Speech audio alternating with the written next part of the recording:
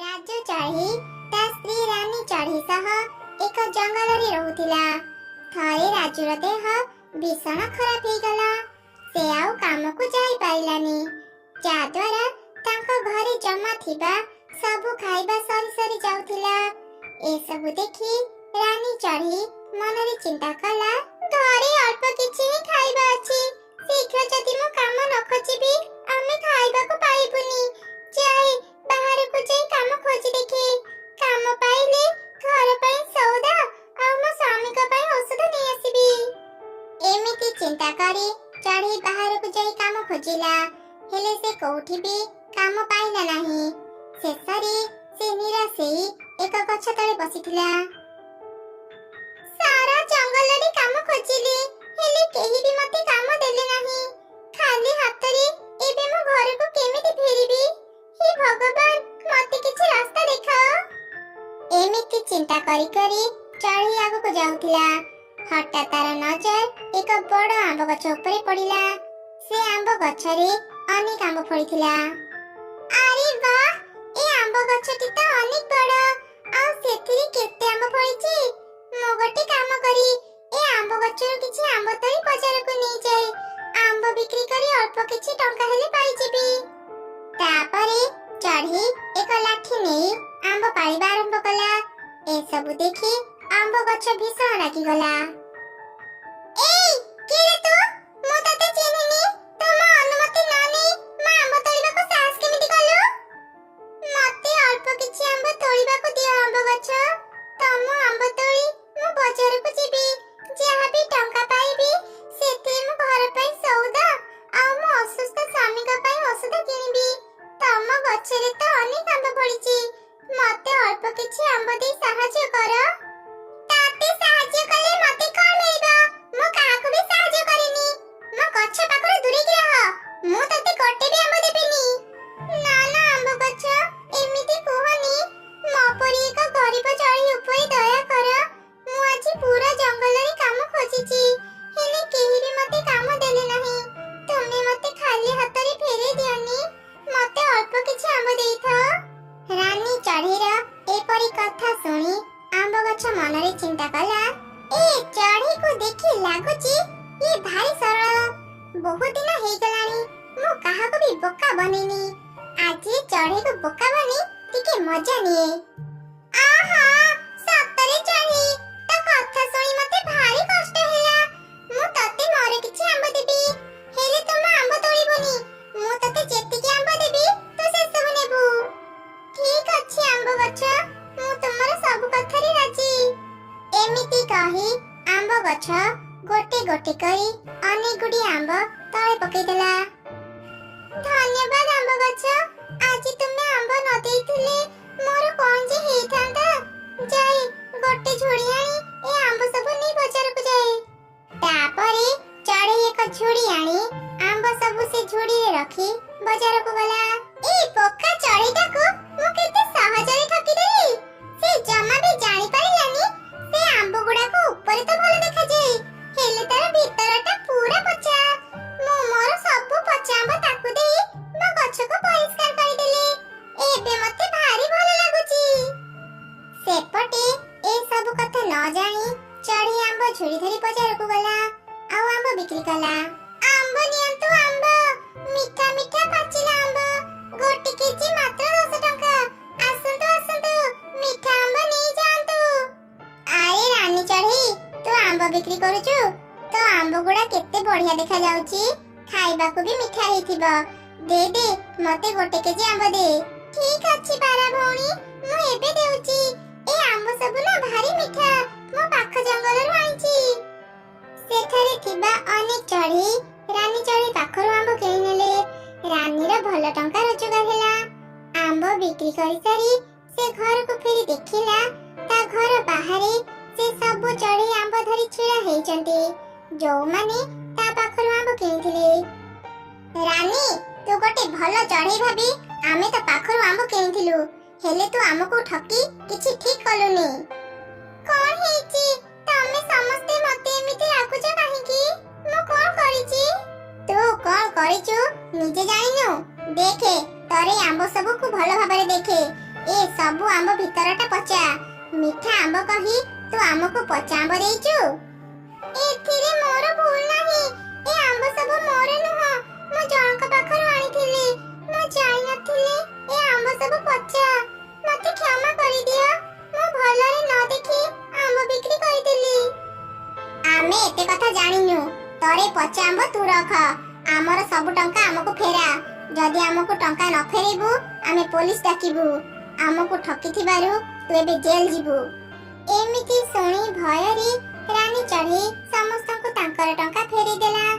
ନିଜ ନିଜ ଟଙ୍କା ଧରି ଚଢ଼େଇମାନେ ସେଠାରୁ ଚାଲିଗଲେ। ରାନୀ ଚଢ଼େଇ ଅନେକ ମନ ଦୁଃଖ କଲା। ଆମ୍ବ ଗଛ ମତେ ଏମିତି ଠକିଦେଲା। ସାହାଯ୍ୟ ନାରୀ ସେ ମତେ କାହିଁକି ଠକିଲା? ମୁଁ ଏବେ ହିଁ ତା ପାଖକୁ ଯିବି ଆଉ ତାକୁ ଏ ବିଷୟରେ ପଚାରିବି। ଆମ୍ବ ଗଛ, ସାହାଯ୍ୟ ନାରୀ ମତେ କାହିଁକି ଠକିଲା? ଯଦି ସାହାଯ୍ୟ କରିବାର ଇଚ୍ଛା ନଥିଲା ମତେ କହି ଦେଇଥାନ୍ତ। ତମର ପଚା ଆମ୍ବ ପାଇଁ ଚଢ଼େଇମାନେ ମତେ ଆଜି କେତେ ଅପମାନ ଦେଲେ। ପଚା ଆମ୍ବ? ନା ନା, ମୁଁ କାହିଁକି ତତେ ପଚା ଆମ୍ବ ଦେବି? ମତେ ଲାଗୁଛି ଭୁଲରେ ବୋଧେ ତୋ ପାଖକୁ ସବୁ ପଚା ଆମ୍ବ ଚାଲି ଯାଇଛି। ଏଥର କିନ୍ତୁ ମୁଁ ତତେ ଭଲ ଆମ୍ବ ଦେବି। ନେ ନେ ଚଢ଼େଇ, ଏଥର ମୁଁ ତତେ ଭଲ ଆମ୍ବ ଦେଇଛି। ଏସବୁ ନେଇ ତ ବଜାରକୁ ଯା।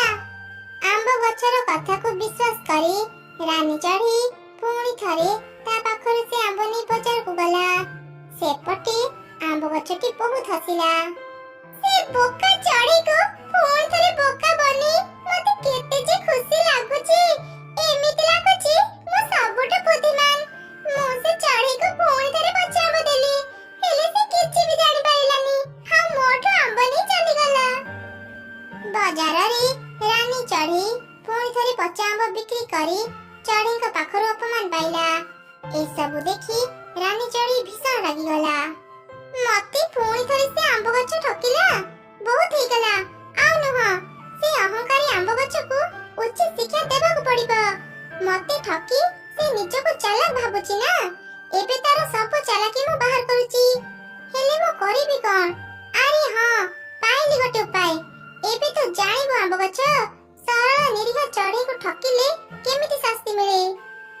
ତାପରେ ରାନୀ ଚଢ଼େଇ ଏକ ତାନ୍ତ୍ରିକର ରୂପ ନେଲା ଆଉ ସେ ଆମ୍ବ ଗଛ ପାଖକୁ ଗଲା। Bomb bomb Bhole, bomb bomb Bhole, ଏଇ ତ ମୁଁ ସ୍ୱପ୍ନରେ ଦେଖିଥିବା ସେଇ ଆମ୍ବ ଗଛ। ଯାଦୁର ପରି ମତେ ସ୍ୱପ୍ନରେ କହିଥିଲେ ଏ ଆମ୍ବ ଗଛର ସବୁ ଆମ୍ବ ସୁନା କରିଦେବା ପାଇଁ। ତାନ୍ତ୍ରିକ ବେଶ ଧରିଥିବା ଯୋଗୁଁ ଆମ୍ବ ଗଛ ରାନୀ ଚଢ଼େଇକୁ ଚିହ୍ନି ପାରିଲାନି। ସେ ଖୁସିରେ କହିଲା, ତୁମେ ସବୁ କଣ କହୁଛ ତାନ୍ତ୍ରିକ ବାବା? ସତରେ ତୁମେ ମୋର ସବୁ ଆମ୍ବ ସୁନା କରିଦେବ? ହଁ ହଁ, ଶୀଘ୍ର ମୋର ସବୁ ଆମ୍ବ ସୁନା କରିଦିଅ। ମୁଁ ସମସ୍ତଙ୍କୁ ମୋ ସୁନା ଆମ୍ବ ଦେଖି ଗର୍ବ କରିପାରିବି। ହଁ, ମୁଁ ତୋର ସବୁ ଆମ୍ବ ସୁନା କରିଦେବି। ହେଲେ ତା ପୂର୍ବରୁ ମୁଁ ତୋର ସବୁ ଆମ୍ବ ତୋଳିବି। ତାପରେ ମୁଁ ମନ୍ତ୍ର ପଢ଼ି ତ ଆମ୍ବକୁ ସୁନା କରି ଆଉ ଥରେ ତ ଗଛରେ ଝୁଲେଇ ଦେବି। ତୁ କଣ ଏ କଥାରେ ରାଜି? ହଁ ହଁ ତାନ୍ତ୍ରିକ ବାବା, ମୁଁ ଏ କଥାରେ ରାଜି। ତମର ଯେତେ ଇଚ୍ଛା ସେତେ ଆମ୍ବ ତୋଳି ପକାଅ। ଏମିତି ଶୁଣି ରାନୀ ଚଢ଼େଇ ଗୋଟେ ଗୋଟେ କରି ଆମ୍ବ ଗଛରୁ କଞ୍ଚା ପାଚିଲା ସବୁ ଆମ୍ବ ତୋଳି ପକେଇଲା। ଆମ୍ବ ଗଛରେ ସେ ଗୋଟେ ବି ଆମ୍ବ ରଖିଲାନି। ଝୁଡ଼ି ଭର୍ତ୍ତି କରିସାରି ସେ ଆମ୍ବ ନେଇ ଚାଲିଯିବା ସମୟରେ, ଏ କଣ ତାନ୍ତ୍ରିକ ବାବା, ତୁମେ ମୋର ସବୁ ଆମ୍ବ ତୋଳି ପକେଇଲ? ସେ ସବୁ ସୁନା ନ କରି କୁଆଡ଼େ ଚାଲି ଯାଉଛ? ତାପରେ ଚଢ଼େଇ ନିଜ ତାନ୍ତ୍ରିକ ବେଶକୁ ଖୋଲିଦେଲା। ମୁଁ ତାନ୍ତ୍ରିକ ନୁହଁ, ମୁଁ ସେଇ ଚଢ଼େଇ ଯାହାକୁ ତୁ ଦୁଇ ଥର ପଚା ଆମ୍ବ ଦେଇ ଠକିଥିଲୁ। ଆଜି ମୁଁ ବି ତତେ ଠକି ତୋର ସବୁ ଆମ୍ବ ତୋଳି ନେଇଗଲି। ତୁ କଣ ଭାବୁଛୁ ତୁ କଣ ଏକା ଚାଲାକ? ଚଢ଼େଇ, ତମର ଏକି ସର୍ବନାଶ କରିଦେଲ। ମୋ ଗଛରେ ତୁ ଗୋଟେ ବି ଆମ୍ବ ରଖିଲୁନି। ସୁନା ଲୋଭରେ ମୁଁ ମୋର ସବୁ ଆମ୍ବ ହରେଇଦେଲି। ଅନ୍ୟ ଗଛ ମାନଙ୍କ ପାଖରେ ଆମ୍ବ ଅଛି, ହେଲେ ମୋ ପାଖରେ ଗୋଟେ ବି ଆମ୍ବ ନାହିଁ। ଏବେ କେହି ବି ମୋ ପାଖକୁ ଆସିବେନି। ନିଜ ଭୁଲ ବୁଝିପାରି ଆମ୍ବ ଗଛଟି ଅନେକ କାନ୍ଦିଲା। ରାନୀ ଚଢ଼େଇ ତାର କିଛି କଥା ନ ଶୁଣି ସବୁ ଆମ୍ବ ଧରି ବଜାରକୁ ଗଲା। ଭଲ ଆମ୍ବ ଜାଣି ସମସ୍ତେ ତା ପାଖରୁ ଆମ୍ବ କିଣିଲେ। ରାନୀ ଚଢ଼େଇ ଆମ୍ବ ବିକା ଟଙ୍କାରେ ତା ସ୍ୱାମୀକୁ ଡାକ୍ତରଙ୍କ ପାଖରେ ଦେଖେଇଲା। ଧୀରେ ଧୀରେ ରାଜୁ ଚଢ଼େଇ ସୁସ୍ଥ ହେଇଗଲା କାମକୁ ଗଲା। ଏହିପରି ପୂର୍ବ ଭଳି ରାଜୁ ଆଉ ରାନୀ ଚଢ଼େଇ ଖୁସିରେ ରହିଲେ। ଥରେ ଗୋଟେ ଜଙ୍ଗଲର ଏକ ଗଛ ଡାଳରେ ଗୋଟେ ଟିକି ଚଢ଼େଇ ତା ମା ସାଙ୍ଗରେ ରହୁଥିଲା। ଟିକି ଚଢ଼େଇ ବହୁତ ଛୋଟ ଥିବା ଯୋଗୁଁ ସେ ତା ମା ସାଙ୍ଗରେ ଖାଇବା ଖୋଜିବା ପାଇଁ ବାହାରକୁ ଯାଇପାରୁନଥିଲା। ପ୍ରତିଦିନ ସକାଳେ ମା ଚଢ଼େଇ ଖାଇବା ଆଣିବା ପାଇଁ ଅନ୍ୟ ଚଢ଼େଇମାନଙ୍କ ସହ ମିଶି ବାହାରକୁ ଯାଉଥିଲା। ସନ୍ଧ୍ୟାରେ ସେ କିଛି ଖାଇବା ଧରି ଘରକୁ ଫେରୁଥିଲା। ଟିକି ଚଢ଼େଇ ତା ମା ଆଣି ଦେଉଥିବା ଖାଇବା ସବୁ ଖାଇ ରାତିରେ ଶୋଇ ପଡୁଥିଲା। ଏମିତି ସେ ଟିକି ଚଢ଼େଇ ତା ମା ସହ ଖୁସିରେ ଦିନ କାଟୁଥିଲା। ହେଲେ ତା ଖୁସି ବେଶୀ ଦିନ ରହିଲାନି। ଗୋଟେ ଦିନ ମା ଚଢ଼େଇ ଖାଇବା ଆଣିବା ପାଇଁ ବାହାରକୁ ଗଲା। ହେଲେ ସନ୍ଧ୍ୟାରେ ସେ ଆଉ ବସାକୁ ଫେରିଲାନି। ଅନ୍ୟ ଚଢ଼େଇମାନେ ନିଜ ନିଜ ବସାକୁ ଫେରି ଆସିଲେ। ଏସବୁ ଦେଖି ଟିକି ଚଢ଼େଇ ବ୍ୟସ୍ତ ହେଇ ପଡ଼ିଲା। ଆଉ ଅନ୍ୟ ଚଢ଼େଇମାନଙ୍କୁ ତା ମା ବିଷୟରେ ପଚାରିଲା। ଏତେ ଡେରି ଯାଏ ମୋ ମା କେବେ ବାହାରେ ରହେନି। ମୋ ମା କୁଆଡେ ଗଲା? କେହି ମତେ କିଛି କହୁନ କଣ ପାଇଁ? ପାରା ଆଣ୍ଟି, ତମେ ତ ମୋ ମା ସାଙ୍ଗରେ ଯାଇଥିଲ ନା? ତମେ ତ କହିଦିଅ ମୋ ମା ଏଯାଏଁ ଘରକୁ କାହିଁକି ଫେରିନି? ମୁଁ ଭାବୁଛି ଆମେ ୟାକୁ ସତ କଥା କହିଦେବା। ତା ମାକୁ ଆଜି ଗୋଟେ ଶାଗୁଣା ଖାଇଦେଲା। ସେ ଆଉ କେବେ ବି ଫେରିବନି। ନା ନା, ଇଏ ଏବେ ବହୁତ ଛୋଟ। ଆମେ ଯଦି ୟାକୁ ଏବେ ଏକଥା କହିଦେବା ସେ ବହୁତ କାନ୍ଦିବ। ଏକଥା ଆମେ ତାକୁ କାଲି କହିଦେବା। ଆରେ ଧନ, ଆଜି ଆମେ ଫେରିବା ସମୟରେ ବହୁତ ଜୋରେ ବର୍ଷା ହେଲା। ତ ମା ରାସ୍ତାରେ ରହିଗଲା। ସେ କାଲି ଘରକୁ ଫେରି ଆସିବ। ତ ପାଖରେ କିଛି ଖାଇବା ଅଛି କି ନାହିଁ କହ, ମୁଁ ଆଣିଦେବି। ନାଇଁ, ମତେ କିଛି ଦରକାର ନାହିଁ। ମୁଁ ମୋ ମା ପାଖକୁ ଯିବି। କେହି ବି ତାକୁ କହୁନଥିଲେ କି ତା ମା ଆଉ ଏ ଦୁନିଆରେ ନାହିଁ। ରାତିରେ କିଏ ସେ ଟିକି ଚଢ଼େଇକୁ ତା ଘରକୁ ନେବ ସେ ବିଷୟରେ ସବୁ ଚଢ଼େଇ କଥା ହେଲେ। ଆଉ କିଛି ସମୟ ପରେ ରାତି ହେଇଯିବ। ପାରା ଭଉଣୀ, ଆଜି ରାତି ପାଇଁ ତୁମେ ଟିକି ଚଢ଼େଇକୁ ତୁମ ଘରକୁ ନେଇଯାଅ। ରାତିରେ ତାକୁ ଏଠି ଏକୁଟିଆ ଛାଡ଼ି ଯିବାଟା ଠିକ୍ ହବନି। ଦେଖ ଭଉଣୀ, ମୋ ବସା ବହୁତ ଛୋଟ। ପୁଣି ମୋର ବି ଦୁଇଟି ଛୁଆ। ମୋ ବସାରେ ଜାଗା ନାହିଁ। ମୁଁ ଯାଉଛି। ଏମିତି କହି ପାରା ସେଠାରୁ ଚାଲିଗଲା। ମୋ ଘର ବି ବହୁତ ଛୋଟ। ମୁଁ ୟାକୁ ନେଇ ମୋ ଘରେ ରଖିପାରିବିନି। ଟିକି ଚଢ଼େଇ, ଆଜି ରାତି ତୁ ଏଠି ଥା। କାଲି ସକାଳେ ଆମେ ନିଶ୍ଚୟ ଆସିବୁ। ଏବେ ଆମେ ଯାଉଛୁ। ଏମିତି କହି ସବୁ ଚଢ଼େଇ ସେଠାରୁ ଉଡ଼ି ଚାଲିଗଲେ। କେହି ବି ଟିକି ଚଢ଼େଇକୁ ତାଙ୍କ ଘରକୁ ନେବା ପାଇଁ ରାଜି ହେଲେନି। ଟିକି ଚଢ଼େଇ ଏକୁଟିଆ ହେଇଗଲା। କିଛି ସମୟ ପରେ ରାତି ହେଇଗଲା। ଟିକି ଚଢ଼େଇ ଆଗରୁ କେବେ ବି ରାତିରେ ଏକୁଟିଆ ରହିନଥିଲା। ସେ ତା ମାକୁ ମନେ ପକେଇ ବହୁତ କାନ୍ଦିଲା। କୋଉଠି ଅଛୁ ମା? ମା ତ ବିନା ମତେ ଭାରି ଡର ଲାଗୁଛି। ଆସ ନା ମା, ଘରକୁ ଆସିଯା। ମୋ ଧନରେ, ମୁଁ ପରା ତ ପାଖରେ ଅଛି। ମା, ତୁ କୋଉଠି ଅଛୁ? ମୁଁ ତତେ ଦେଖିପାରୁନି କଣ ପାଇଁ? ମୋ ଧନରେ, ତୁ ମତେ ଆଉ କେବେ ବି ଦେଖିପାରିବୁନି। ମତେ କ୍ଷମା କରିଦେବୁ। ଏତେ ଛୋଟ ବୟସରେ ମୁଁ ତତେ ଏକୁଟିଆ ଛାଡ଼ି ଚାଲିଗଲି। ଆଜି ଗୋଟେ ଶାଗୁଣା ମତେ ଖାଇଦେଲା। ମୁଁ ଆଉ ଏ ଦୁନିଆରେ ନାହିଁ। ତତେ ଧୈର୍ଯ୍ୟ ଧରିବାକୁ ପଡ଼ିବ। ଏକୁଟିଆ ବଞ୍ଚିବା ଶିଖିବାକୁ ପଡ଼ିବ। ମୁଁ ଏବେ ଯାଉଛି ରେ ଧନ। ମା, ରହିଯା ମା, ମତେ ଏକୁଟିଆ ଛାଡ଼ି ଯାନି। ତୋ ବିନା ମତେ କିଏ ଗେଲ କରିବ? ମତେ କିଏ ଖୁଏଇଦେବ? ମା, ଫେରିଆ ମା। ରାତି ସାରା ଟିକି ଚଢ଼େଇ କାନ୍ଦୁଥିଲା ଆଉ ତା ମାକୁ ଡାକୁଥିଲା। ସକାଳ ହେଲା ପରେ ପୁଣି ଥରେ ସବୁ ଚଢ଼େଇ ଏକାଠି ହେଲେ। ଏତେ ଛୋଟ ଚଢ଼େଇର ଦାୟିତ୍ୱ କିଏ ନେବ? ଆମର ବି ତ ଘର ସଂସାର ଅଛି। ଆମେ ସେ ଟିକି ଚଢ଼େଇର ଦାୟିତ୍ୱ ନେଇପାରିବାନି। ଗୋଟେ କାମ କରିବା, ପାଖ ଜଙ୍ଗଲରେ ତା ମାଉସୀର ଘର। ଚାଲ, ଆମେ ସମସ୍ତେ ମିଶି ଟିକି ଚଢ଼େଇକୁ ତା ମାଉସୀ ଘରେ ପହଞ୍ଚେଇଦେବା। ଏମିତି ଚିନ୍ତା କରି ସେମାନେ ସେ ଟିକି ଚଢ଼େଇର ପାଖକୁ ଗଲେ। କାଲି ମୋ ମାକୁ ଗୋଟେ ଶାଗୁଣା ଖାଇଦେଲା ନା? ମତେ କେହି କହିଲନି କଣ ପାଇଁ? ହଁ, ତୁ ଠିକ୍ କହିଛୁ। ହେଲେ ତୁ ଏସବୁ କେମିତି ଜାଣିଲୁ? କାଲି ରାତିରେ ମୁଁ ମୋ ମାର ପାଟି ଶୁଣିପାରିଲି, କିନ୍ତୁ ମୁଁ ମୋ ମାକୁ ଦେଖିପାରିଲିନି। ମୋ ମା ମତେ କହିଲା ଏବେ ମତେ ଏକୁଟିଆ ରହିବାକୁ ପଡିବ। ହଁ, ଏକଥା ସତ। ତୋ ମା ଆଉ ଏ ଦୁନିଆରେ ନାହିଁ। ପାଖ ଜଙ୍ଗଲରେ ତୋ ମାଉସୀର ଘର। ଏବେ ତୁ ବହୁତ ଛୋଟ, ଏକୁଟିଆ ରହିପାରିବୁନି। ଚାଲ, ଆମେ ତତେ ତୋ ମାଉସୀ ଘରେ ପହଞ୍ଚେଇ ଦେବୁ। ଆଉ ତାପରେ ସବୁ ଚଢେଇ ତାକୁ ତା ମାଉସୀ ଘରେ ପହଞ୍ଚେଇ ଦେଲେ। ଆଉ ତା ମାଉସୀକୁ ସବୁ ଘଟଣା ଜଣେଇଦେଲେ। ହେ ଭଗବାନ, ଏସବୁ କଣ ହେଇଗଲା? ଟିକି ଚଢେଇ, ତୁ ଆଉ କାନ୍ଦନା। ତୋ ମାଉସୀ ପରା ତୋ ପାଖରେ ଅଛି। ଏବେଠୁ ତୁ ମୋ ସାଙ୍ଗରେ ରହିବୁ। ଏଠି ତୋର କିଛି ଅସୁବିଧା ହେବନି। ସେଦିନ ଠାରୁ ଟିକି ଚଢେଇ ତା ମାଉସୀ ଘରେ ରହିଲା। ତା ମାଉସୀର ବି ଏକ ଛୋଟ ଝିଅ ଥିଲା। ଟିକି ଚଢେଇ ତାଙ୍କ ଘରେ ରହିବା କଥା ତାକୁ ଜମାରୁ ଭଲ ଲାଗୁନଥିଲା। ସେ ପ୍ରତ୍ୟେକ ଦିନ ଛୋଟ ଛୋଟ କଥାରେ ଟିକି ଚଢେଇକୁ ରାଗୁଥିଲା। ତୁ ଏତେ ଦାନା ଖାଇଦେଲୁ? ଏ ଘର ମୋର, ମୁଁ ବେଶୀ ଦାନା ଖାଇବି, ବୁଝିଲୁ? ଟିକି ଚଢେଇ ବହୁ ଶାନ୍ତ ଥିଲା। ସେ ତା ଭଉଣୀର ସବୁ ଅତ୍ୟାଚାରକୁ ସହି ଯାଉଥିଲା।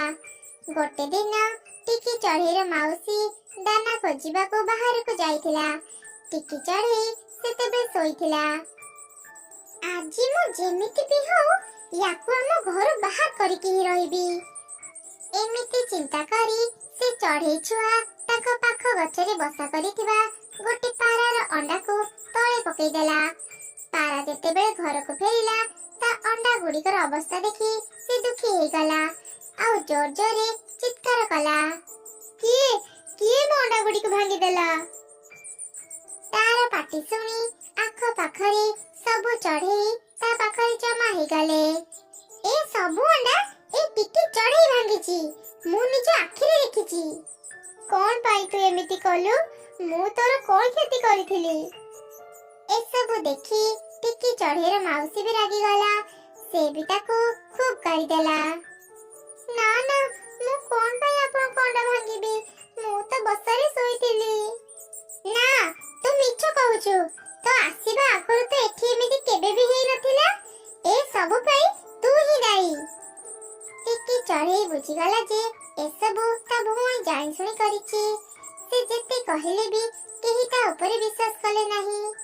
ସେଦିନ ସମସ୍ତେ ଟିକି ଚଢେଇକୁ ବହୁତ ଗାଳି ଦେଲେ। ରାତି ହେବା ପରେ ସମସ୍ତେ ଶୋଇପଡ଼ିଲେ। ଟିକି ଚଢେଇ ବି କାନ୍ଦି କାନ୍ଦି ଶୋଇପଡ଼ିଲା। ମୋ ଧନରେ ଉଠୁ, ମୁଁ ତ ମା ଡାକୁଛି। ତୁ ମୋ କଥା ଶୁଣି ପାରୁଛୁ ନା? ହଁ ମା, ତୁ କୋଉଠି ଅଛୁ? ତୋ ସହ ଯାହା ବି ହେଉଛି ମୁଁ ସବୁ ଦେଖୁଛି ରେ ଧନ। ଯା, ତୁ ଘରକୁ ଫେରି ଯା। ନିଜ ଉପରେ ବିଶ୍ୱାସ ରଖ। ଏକୁଟିଆ ବଞ୍ଚିବା ଶିଖ। ଯୋଉ ଭଲ ପାଇବା ବାପା ମା ତାଙ୍କ ଛୁଆକୁ ଦିଅନ୍ତି, ତାହା ଆଉ କେହି ଦେଇପାରିବେନି। ଯା ଧନ, ଘରକୁ ଫେରି ଯା। ଗୋଟେ କଥା ମନେ ରଖିବୁ, ବାପା ମାଙ୍କ ସ୍ଥାନ ଏ ଦୁନିଆରେ ଆଉ କେହି ନେଇପାରିବେନି। ଟିକି ଚଢେଇ ତା ମାର କଥା ମାନି ଘରକୁ ଫେରି ଆସିଲା। ସେବେଠାରୁ ସେ ନିଜର ସବୁ କାମ ଏକୁଟିଆ କଲା।